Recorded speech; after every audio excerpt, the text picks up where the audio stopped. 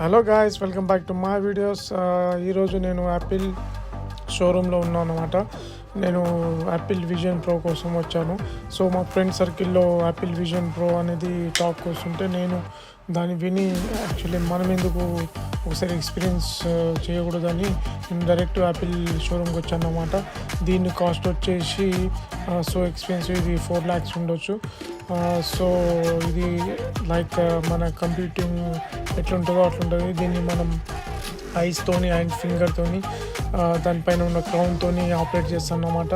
మనం ఎప్పుడైతే హెడ్సెట్ లాంటిది పెట్టుకుంటామో మన ఐతోని ఒకవేళ మనం గ్యాలరీ వెళ్ళాలనుకుంటే మన ఐతో దాన్ని చూసి మన ఫింగర్ టిప్స్తోని మనం దాన్ని ఓకే చేయొచ్చు అన్నమాట.